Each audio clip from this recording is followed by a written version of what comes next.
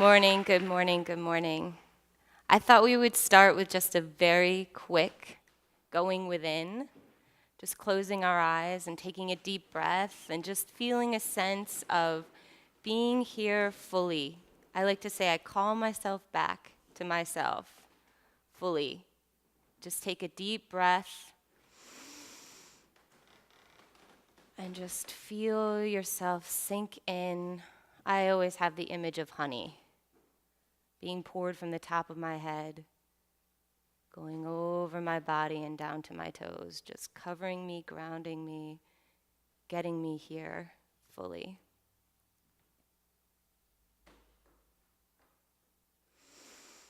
And then another deep breath. And we're here. And I'm so grateful that all of you are here in this gorgeous little chapel of the snows with no snow. It's very beautiful, and I'm very grateful to be at Wanderlust. It feels, I'm a city girl, and it just feels so freeing, like an adult summer camp, and it's just very exciting. And it's been very good for me, however brief I've been here. I want to start with a soul talk, what I call soul talk, and then we'll do a soul voice meditation, and then we'll have time for a Q&A.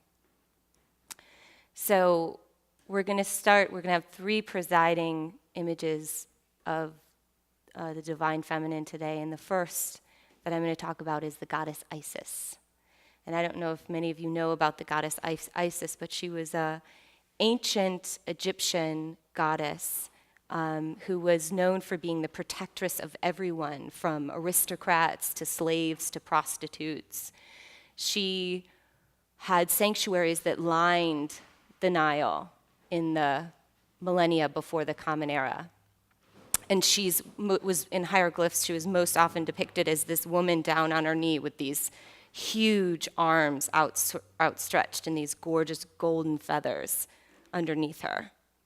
Her priests and priestesses who tended to her temples, they were known as being healers, and they were known that if they had been initiated into the cult of Isis, that they had the powers to restore life and to bring back health. So her story is incredibly gruesome, but captivating. Her lover Osiris, who is also her brother, Swallow, gets murdered, and then his body parts are chopped up and are scattered all over the earth. So what Isis does is she goes out of her ardent love for him, and she hunts down, she scours the whole earth, the whole world, and she finds his missing body parts. And then when she has found them all, she brings him back to life. She resurrects him. Now, my story started when I was 10 years old at the First Unitarian Church of Cleveland. And we were reading from the Old Testament, and I broke out in hives. I had a very strong, visceral reaction to the story that we were reading about Sarah and Hagar. The way that these 2 women were not only dealt with, but how they were dealing with each other disturbed me. But I was 10 years old, and I had a 10-year intellect. So I didn't know how to articulate and really describe why I was so upset. My skin had that covered for me. I was like a hot mess with like the boot of Italy on my face. And so it was clear, all was not well with me. But I didn't know how to say anything. And the parent-teacher man who was conducting the class, asked me for my comments. And I stammered out something like, "We don't know what it was like for them, for the women. We're not hearing from their voices directly. We don't know what it was like for them." And, he didn't really know what to do with me and what to say. And I, at that point, was so worked up, I really didn't even know what to say next either. And so I did the single thing I knew how to do best at that age, which was to storm out of the room dramatically.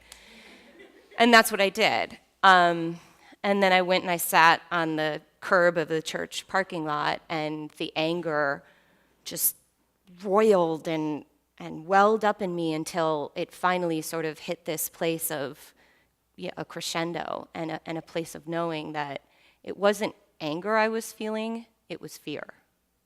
I was terrified. This God, the parent-teacher man was having us read about, had been described as the God of the majority of Muslims, Christians, and Jews for the past, 2 millennia. And according to this view, that meant, I could just see the calculations of all of the numbers of people throughout all time, had always seen the divine as male and only male. And I realized that made me terrified, because then I was the sex that was not considered sacred. I was female. I was not the sex that God was. And this made me afraid to be in the world. The definition of apostasy is to abandon one's faith, to leave your church or to whatever faith tradition you have, and it's to leave. For me that day, it's very hard to describe, but that amount of fear created this sense of needing to leave, of needing to disassociate. And if I could describe that moment to you at all, I would say that the body has a door, and that door is in the heart. And in that moment, I opened the door to my heart and I walked right out of the fear that I was feeling for being female in a world that saw God as only male. And for me, that was the true apostasy, not leaving the Christian tradition, which I did that day, but abandoning my own body. So for the next 10 years, 15 years, I developed an immense capacity to experience fear. I just became somewhat of an expert pro of, I was discussing recently with Nick Ortner, because he knew I had a fear of flying, but he didn't get how extreme. He thought I was kidding when I said that I had run off of airplanes, or that I had lifted up a stewardess like twice my size in order to get off a plane last minute. Extraordinary capacity to allow fear to inhabit me. That's how I experienced a lot of my teenage years and young adulthood. And I entered into both divinity school and then seminary and began to study images of the divine feminine. I really found while I was there that a theologian is much like an archaeologist.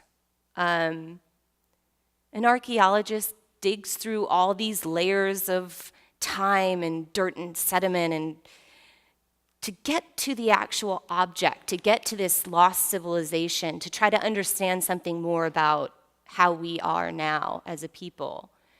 And for me, as a theologian, I was digging through all of this scripture. I wanted the real truth, the actual bone, and not some edited version of it. I was digging for the truth, and then I realized I was digging for the missing pieces of her body. I was there to find the goddess, to find where she had been buried, because her body had been scattered all throughout the world religions and all throughout history. I just had to find her. And that action healed the anger I had, because I remembered the goddess has always had a corner on resurrection. It was up to me to resurrect her. Now I'm going to talk about the Black Madonna, which is an absolutely powerful, powerful image of the divine feminine. It's an iconic representation of the Virgin Mary, but with dark skin.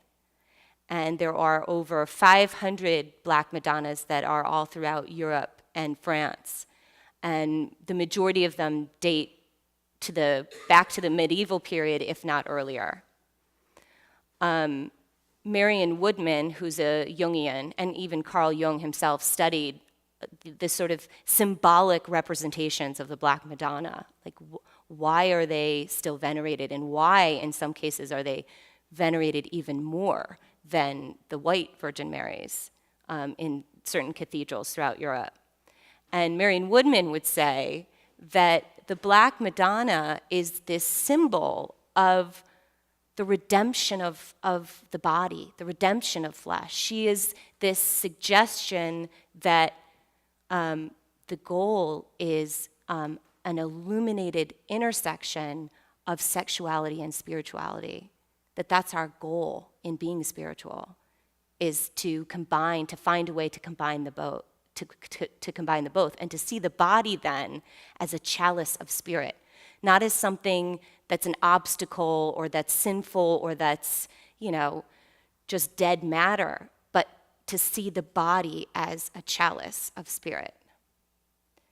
So for me, I was captivated by her. I went to 2 pilgrimages, one before going to divinity school and then one before going to seminary. And on the first one, I was on a group tour, and the second one I went alone. And when I was on the group tour, I was interviewing a lot of the women who worship these Black Madonnas in different places throughout France and Spain. And I asked them, because I would watch some walk in and then just bypass, the white Virgin and just make a beeline for the Black Madonna.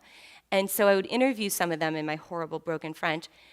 Why are you doing this? Why are you, going to the Black Madonna and not can you tell me the difference? And every woman was incredibly emotional, incredibly passionate about this. And they would say, she has been through the fires. She knows my pain.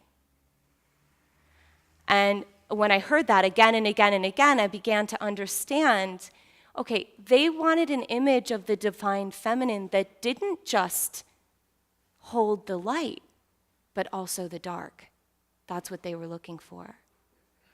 And this is what I found in becoming a pilgrim to the Black Madonna. One in particular I went to on that first trip was in Barcelona, north of Barcelona, Spain. I almost had the TH there from the Barcelona. In this beautiful, beautiful cathedral that's built into the mountains. It's stunning, and that's where the Black Madonna of Montserrat resides. And after the tour group had gone in and seen her, she was in a glass box and she was really, really removed. And I felt something, but not really. So I just kind of wanted to get in my body and go for a hike. And so I hiked up, into the mountains to find, I'd heard that there was a hermitage, and a friend went with me from the group. So I got to this hermitage, and it was stunning. It was this old structure, just absolutely gorgeous, and I felt like I could feel all of the monks who had just sat there, in that crazy singularity of just them and the divine, it just was radiating. And I went in, and of course it was locked. I was so disappointed. And so I'm standing at the locked door of it, craning in, trying to get a look to see what it would be like. And here I am, 25 years old, and this would be my dream house. This was my dream house at that time. There was a mattress, a chair, a candle, and there were thick beams of light breaking in through the roof. And I was like, oh, this is all I wanted. I just wanted to be able to have somebody support me, bring me some food every once in a while on a little metal dish, that's fine, and just stay there and be with the divine. And the reason for this was because at that time, I had this very odd and unpredictable proclivity to fall to my knees. And I wasn't because I had left the Christian church, and I was raised by a very, very secular family, and so they never knew what to do with it, and I didn't know how to understand it, but I would fall to my knees, and I would be filled with a love that was just all-encompassing. It was everything.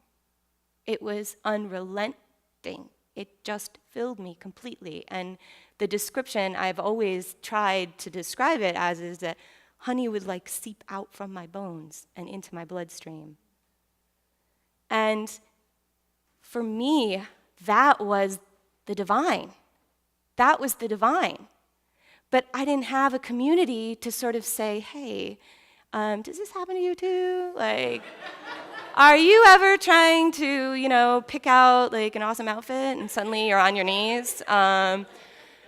And then you have to explain yourself later, like to the cash registers. I didn't have anyone. I was so epically alone at the time. And I wanted so desperately, can I become a nun? Can I? That feeling. And it was like there was something in me that was so solid and knowing and real. And it said, my path cannot separate my body from the divine in any way. My path is to be as at home in my soul as I am in my skin. That's my path. And even though at the time it made me feel like I was just sentenced to be alone then, this freelance mystic, this total aberration, I had to because it was my truth. It was what I knew. And so I came back from that pilgrimage, and China, the woman who was with me, had taken a picture when I was like, trying to break into the hermitage. And when I saw the picture, it was like one of those moments, like where someone slapped on the forehead and you're like, oh. On the front of the hermitage door, someone, and I didn't see it when I was there at the time, but someone had scratched in the letters G-O-D right beside my body. And for me, what that meant was that the divine was locked out just as I was. The divine was on the same side of the locked door that I was. That I am meant to come down from the mountain. I'm not meant to be in the hermitage high in the hill, falling to my knees all alone, just me and the divine. I'm meant to come down from the mountain, to be in the middle of the street and be saintly, to be mystical in aisle 3 at the grocery store. That's what this is about, integrating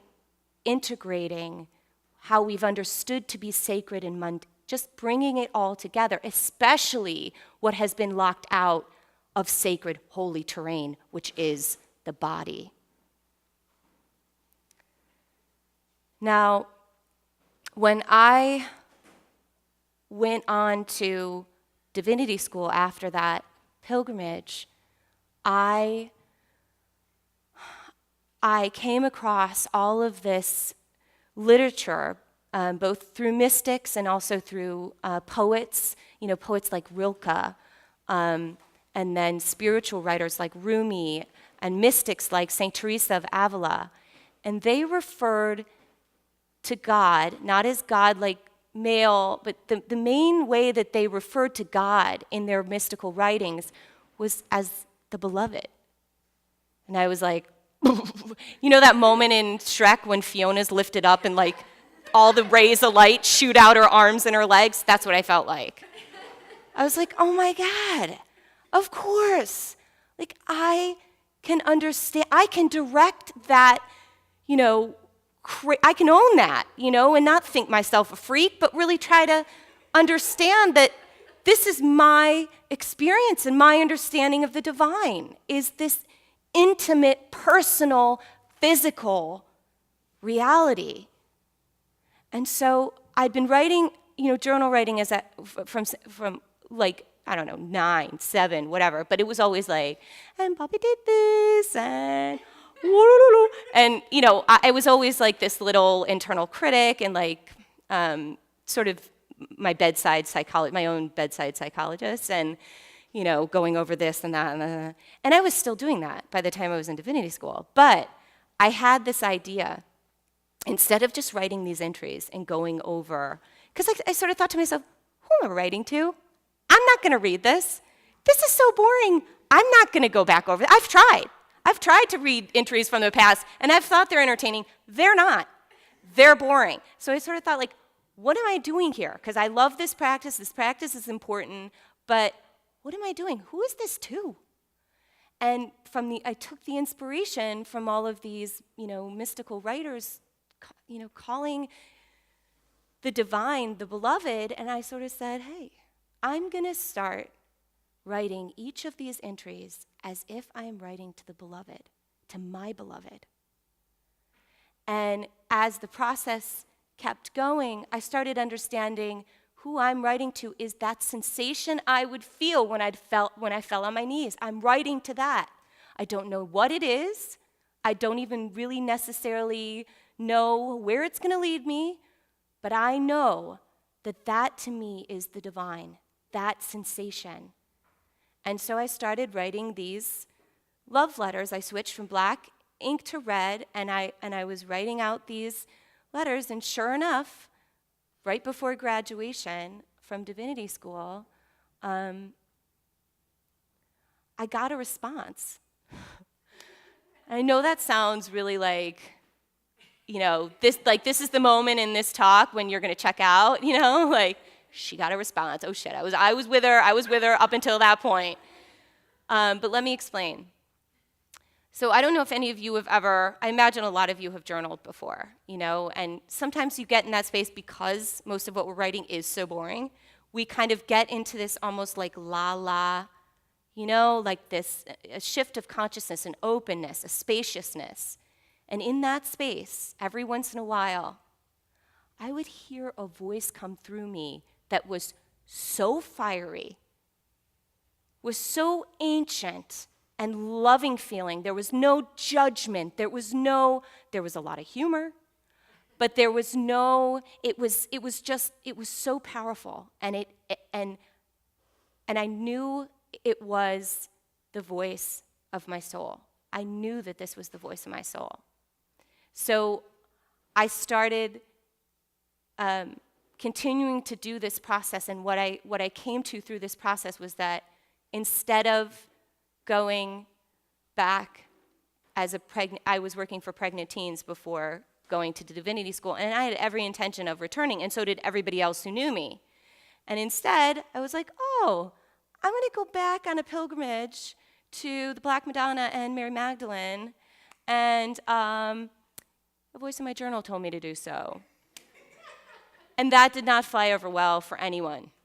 I heard, left and right, both within me and outside of me, voices telling me that you're crazy, you're a woman, that's unsafe, you don't know what you're doing, you're deviating from your path.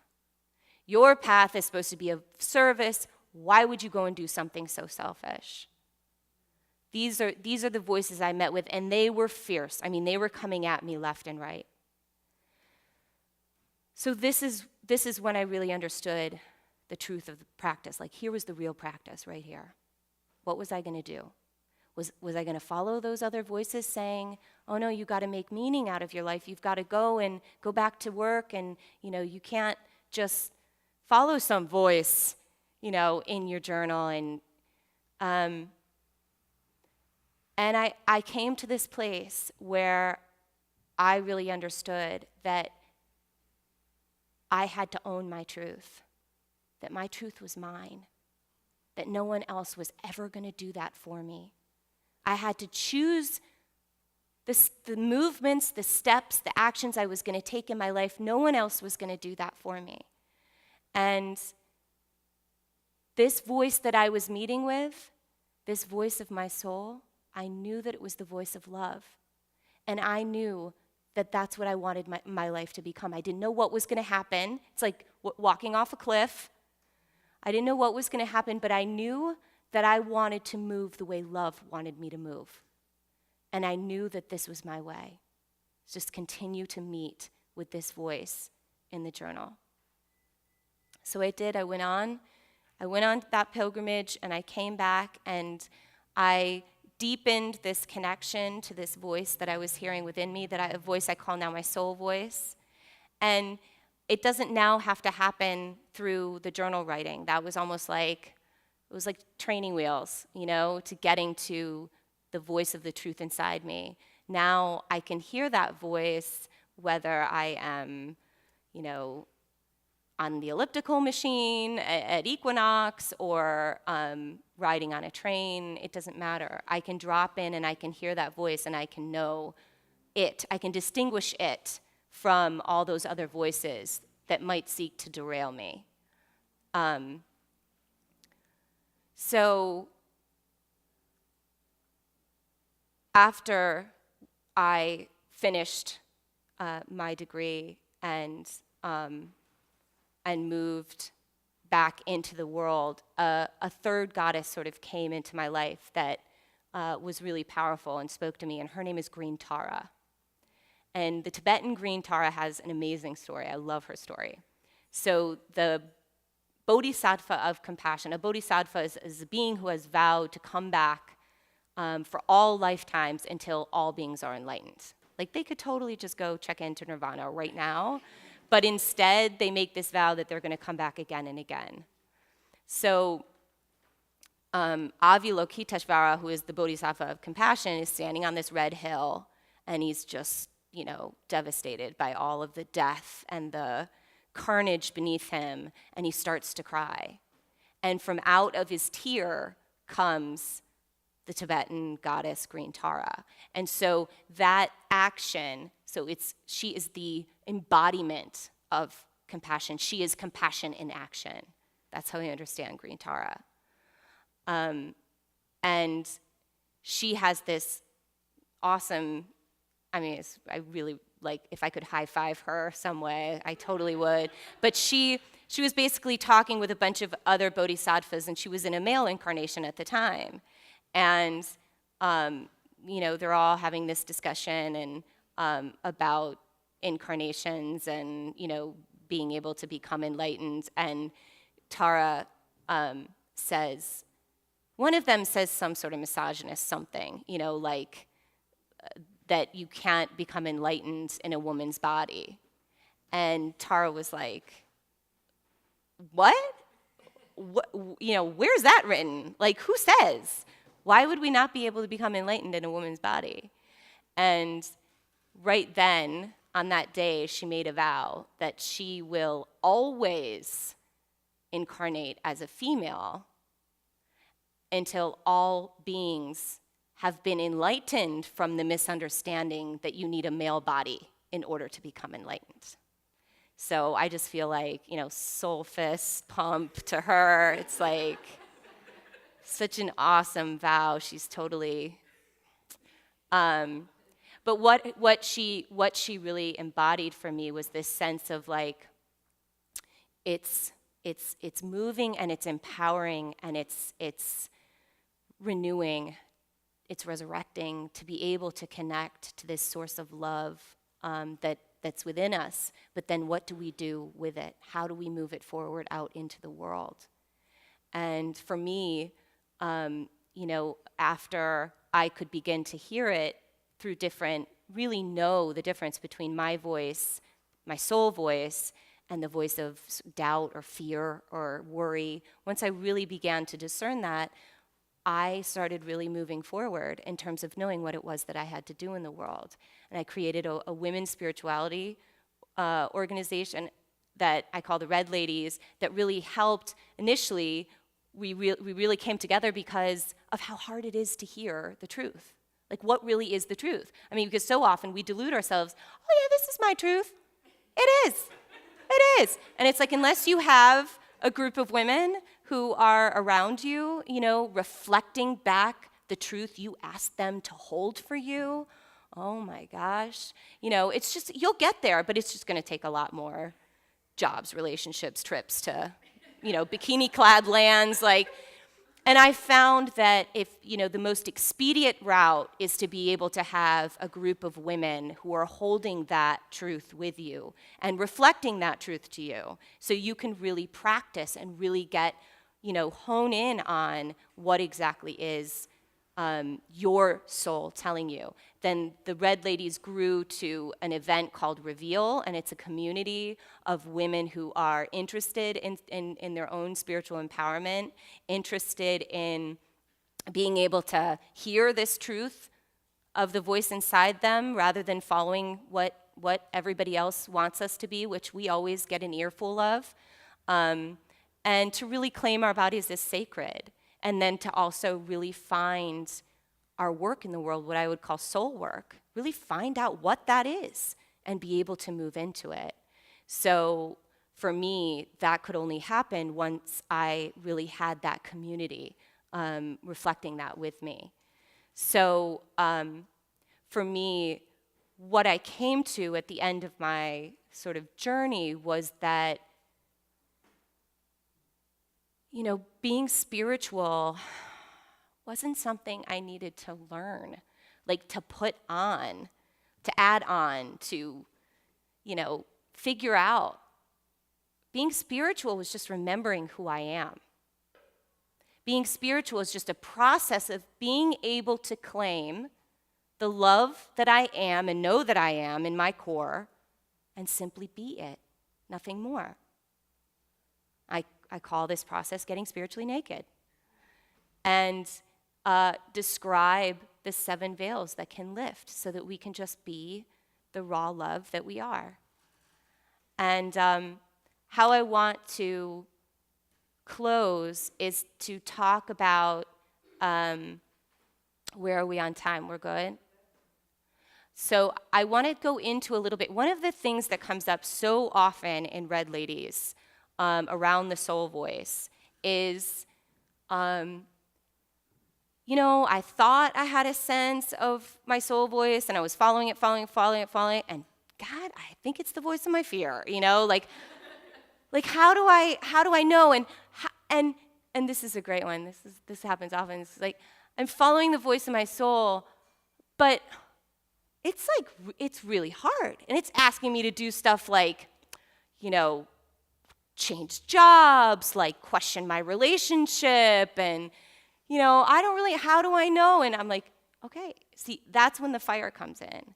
That's when the real transformation and the grit, comes in. If you want to listen to the voice of your soul, you're going to bet you're going to have to go through a sort of refinement period, sort of walking through the flames, like a lot of spiritual people I've seen, and they walk across the coals and all that stuff. I'm like, I got that every day, I've got that every day. I know that, but I don't need to do that walk back. I can just, like, the stress and the pressure of being able to get to that place of knowing to my bone that I am doing what it is I am here to do. Because we have very little time. We don't want to do what someone else wants us to do. We want to do what we are here to do. And so how do we figure that out? Now, one of the things I mentioned as I was talking is that I really started with transforming my journal writing practice, and that really worked for me. That really helped for me. And for some of the Red Ladies, that really works for them to have, so use black ink or whatever for like the ego voice or whatever, and then have another color, whatever color represents your soul. Mine's red. But if there's another color, purple, whatever, but just have it be a different color so it sort of stands out in a certain way. And you can practice in this way because it will change your life. Or for some of you, it might be, you may be in places where you meditate really frequently. And if you are a very frequent meditator, then you may know what I'm referring to when I say soul voice. You may already have that. So then how do you refine that even further? And for some women in my spirituality group, they don't identify when I use the word voice, when I say voice, because it's not auditory for them.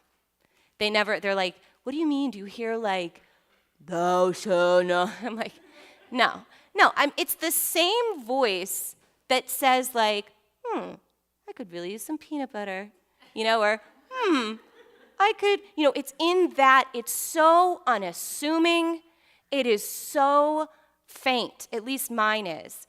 The voice of what I would call the ego, which there's no ego bashing here. It's just to distinguish, which voices we want to follow within our minds.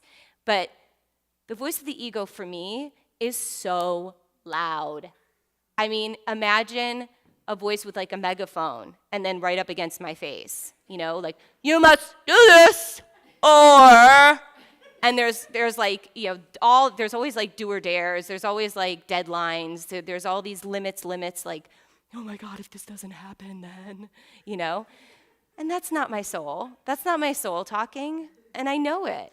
And I can get all caught up in it, or I can choose to not get caught up in it and identify it as something that I just want nothing to do with, and then listen for a deeper truth. But it's an art. It's a sacred art of really being able to get that spiritually naked, to just hear that truth of who you are. So what I would like us to do is to just go into a soul voice meditation, and then after that we'll have time for questions and comments. But I want to lead you in a soul voice meditation, and you're going to notice that I have very, very little directions. And the reason for that is I inherently trust that you are a spiritual being. You know how to connect to what is true within you. I know you do. So, but all we need sometimes are the right conditions to sort of incite that connection.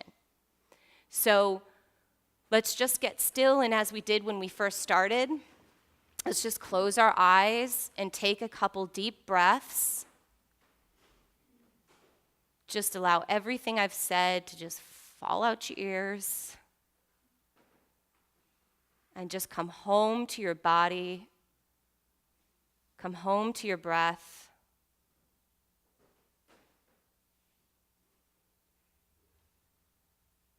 And now all we're wanting is what I call a flirtation.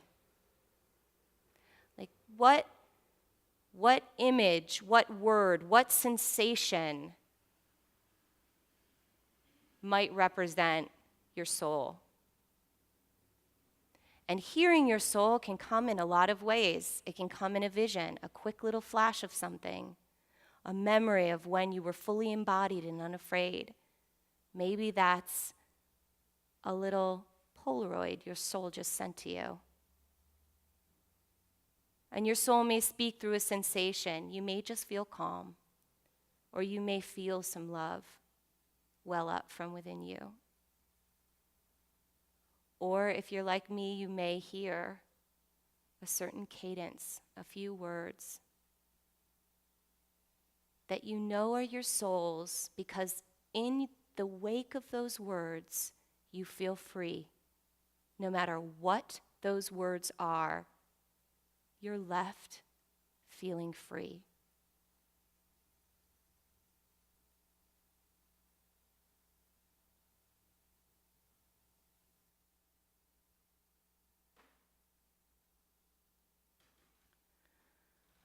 Okay, we can begin to take a deep breath and come back, and as we do, send gratitude for anything your soul has sent you, even if it's very confusing. This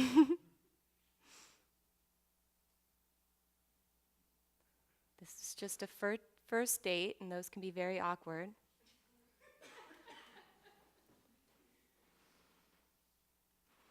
And really, the practice is just that. It's just making time, something that simple, just making time at some point in your life, even if, I'm a single mother, and so spirituality is not something that I set aside. It's something that I do while I'm doing the dishes, while I'm changing a diaper, while I'm finally having time to take a shower. Connecting with the voice of my soul doesn't have to happen in some precious, excluded side place. It happens every day, all the time, in the world all the time, and it deepens. And my vow is just continuing to be spiritual in this way, to make my life about that union between me and my soul voice. What I'd love to do now is if anybody has any comments to share about their meditation and or any questions that have come out because of it, I would love to have how much time? Great, that's perfect. about 10 minutes for any questions that somebody might have, or you can ask me about anything I talked about. Thank you for that. My question is, how do we find or initiate a women's spiritual community for ourselves? Excellent question. That is such an excellent question. So for me, it started incredibly slow and small. It's not about quantity, it's about quality.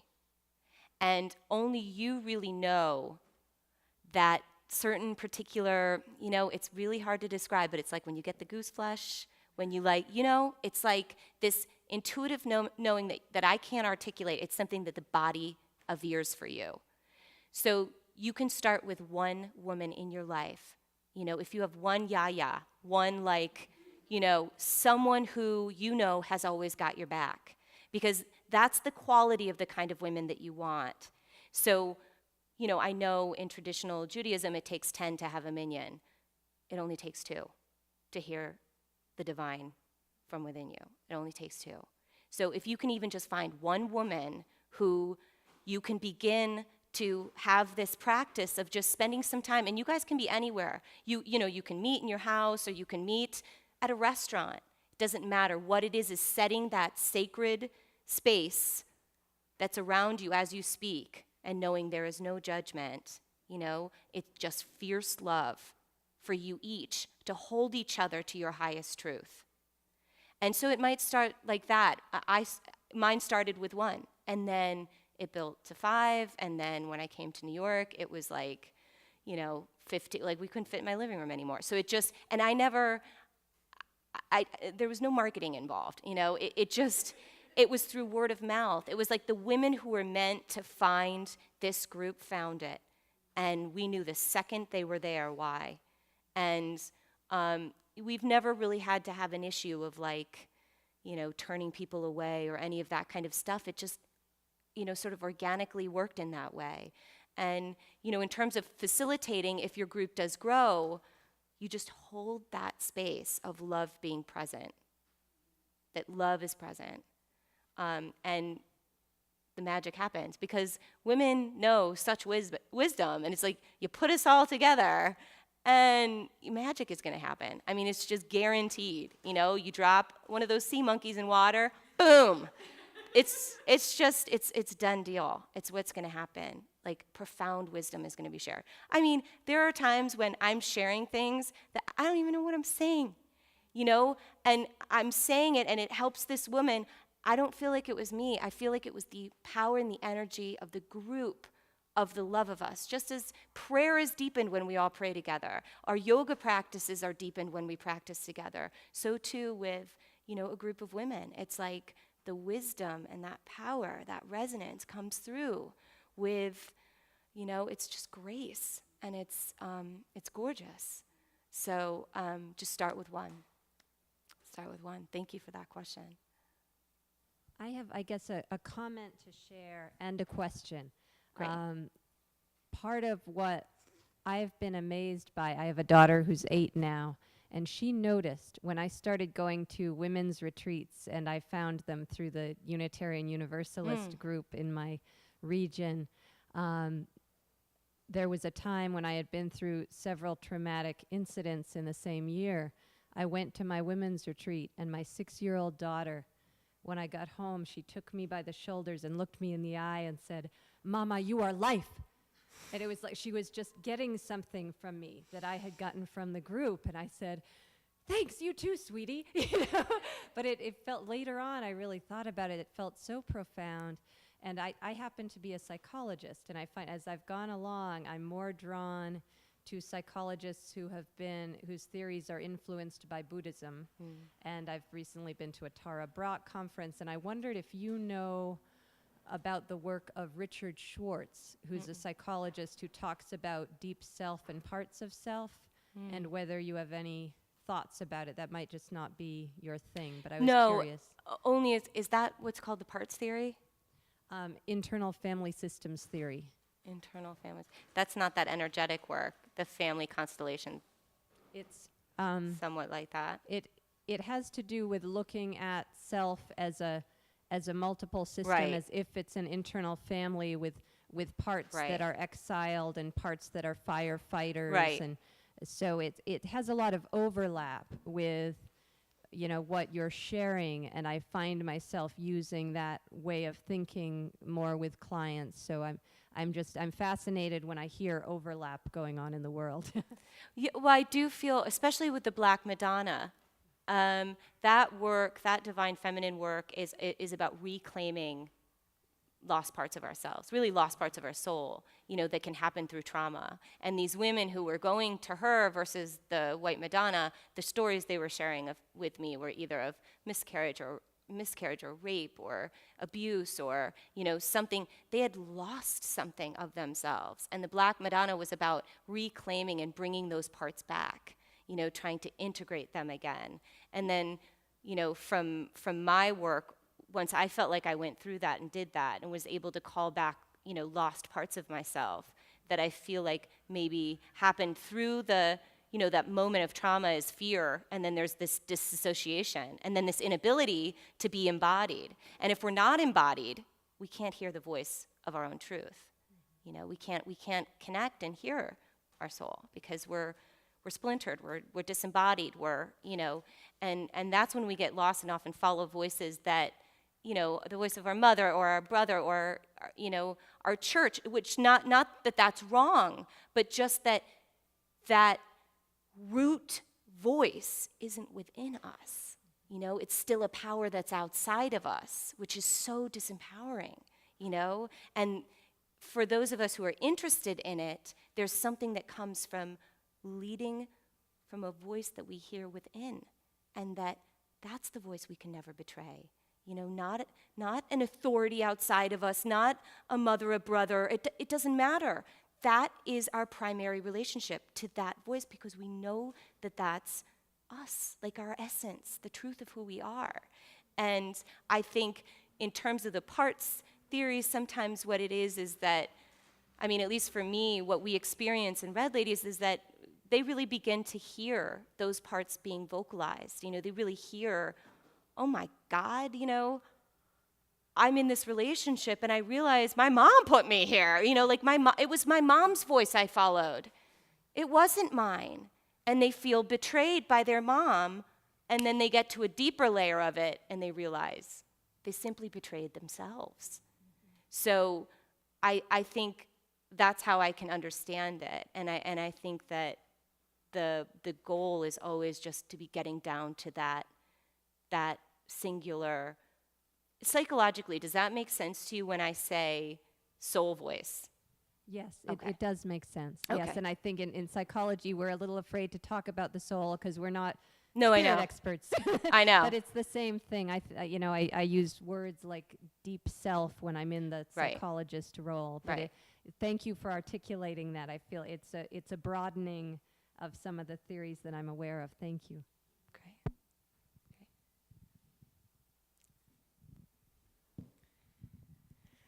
That was amazing, Meg. So you know what my topic is, which is money. And I'm just curious, I mean, I can ask you this later, but I think it would help the group. How do you integrate your soul voice with running a business and your financial life? And does it come into play? And how do you do that dance? Thank you for that. That's such a grounded, wise.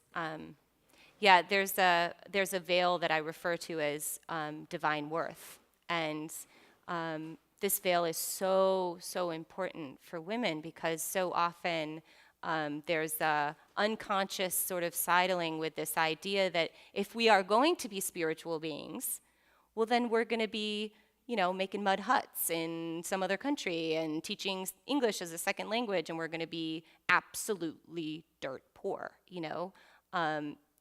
And the trouble with that is that that's not necessarily what we're here to do right now.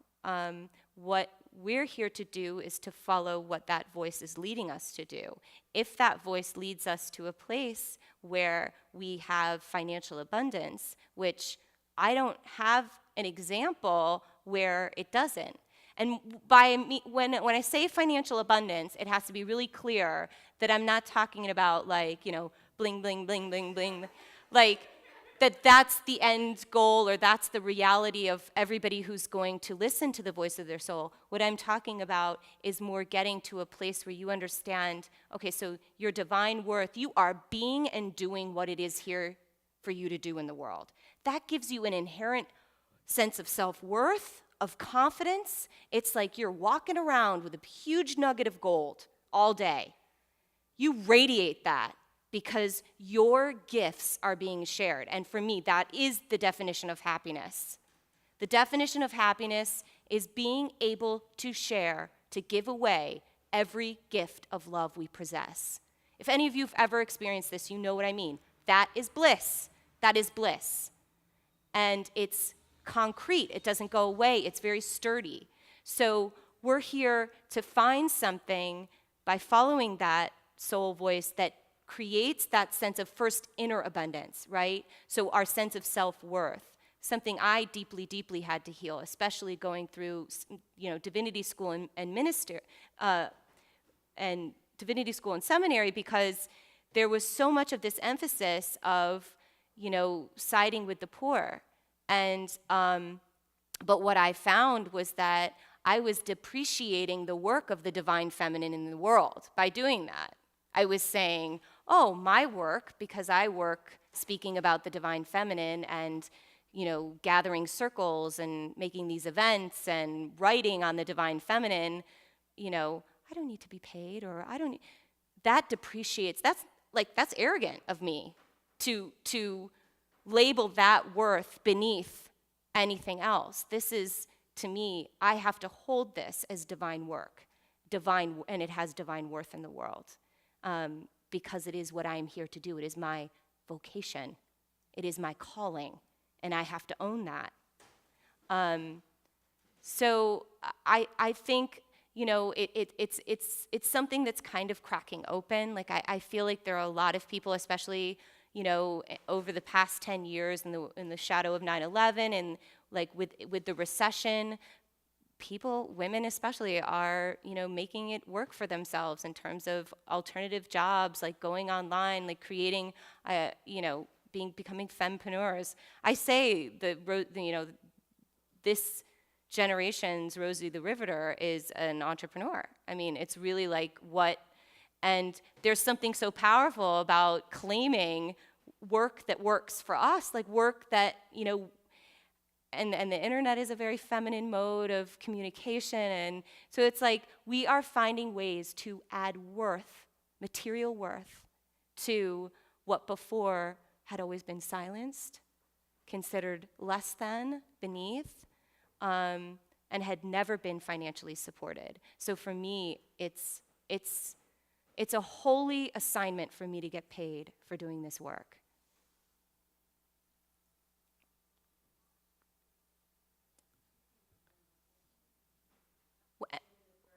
One more question? Great. You really moved my heart. It was so powerful. Soul searching is, so I think with her experience as a psychologist, I'm similar professionally. I'm in neuropsychiatry, and I blended spirituality, sexuality, and this mindfulness in one way. I think from the very beginning, I don't mind sharing, I was born in a religious, more that kind of male-dominated, which I rejected from the day one, and I felt like my whole body and my mind was not what I wanted to be. I think this feminism doesn't have to have a gender. This feminism doesn't have to have a label. Right. Feminism was with me from the very beginning, and I didn't relate with this male godness. So, and I was really appreciated that, and I was lucky actually. I was raised with my mom, and very much female-dominated world. And part of the India, where I was at that time, was mostly Hinduism, which is a feminine goddess and divine goddess. Mm-hmm. And one of the goddess was Saraswati. Saraswati is a goddess of education. I drawn to her without knowing any religious background. I was not even understanding what I was doing. But I just felt so touched and so connected. And since then, I think the question is, who am I or who am I? It doesn't have to have a label. You know, we create the label. We say the pink is for girl, blue is for, it's for business, because they make money for that. They make money, because that's how they survive business. Nobody told us. Nobody. You go to different culture. They don't know anything about that. So it's all man-made culture. You know, the whole world is man-made culture. So I think this powerful spirituality, and when we're in yoga practice, and as a professional, I can say, it's so powerful to blend together, because, you know, if we don't understand our soul, if we don't understand who we are, and I'm still struggling because it starts with the anger and so much sadness and frustration that it's so hard to deal with the real world when you're not accepting what the real world is. So it's a very incongruous kind of way. It is hard, but at least it's positive in a way that you are reflecting your own soul, and doesn't matter what every world or whatever everybody practice. Right. So I think it's so powerful. I just wanted to share. And then the last comment, I am a yoga practitioner, and the reason I became a yoga practitioner to blend this in my own practice in neurology, which is, how do I use it for my own patient, yoga? Because yoga, if you look at the yoga spirituality, one of the pillars was the Kundalini goddess, which is Shiva and Shakti. And no matter what we say, nobody is a gender-wise man or a female. It's a Shiva and a Shakti. It's a combination of energy that blend up together. We keep changing that. Right. So I think it's a way, I mean, I'm so powered, I'm so touched by your talk. Thank you so much. Thank you. Thank you. Thank you. That, just for that comment, I you know, that image of Shiva Shakti, of Kali and Siva, you know, I think it's really important to sort of hold that image and understand that it's not that men are meant to be Shiva and women are meant to be Kali. It's that we are each, all of us, meant to hold the energies of both of them and become one. So we are each masculine and feminine, and holding that and becoming one from within, and that's that power of that integration and that becoming one, and then really moving from, which sheds all complexity. I mean, it's really, really simple when you get down to it, because if you listen to that voice from within you and nothing else, I mean, you've got like this. You know, I just had that image of like the, you know, the coal miners, like the, you know, of like they wear those like headband things on there with a flashlight. That's what it's like. It's just like, beep. You know, you have this light that's going to guide you, and you don't have to worry about the complexities of things. You're just stripped down to what is only you, and moving that love out into the world. So thank you very much for being here this morning.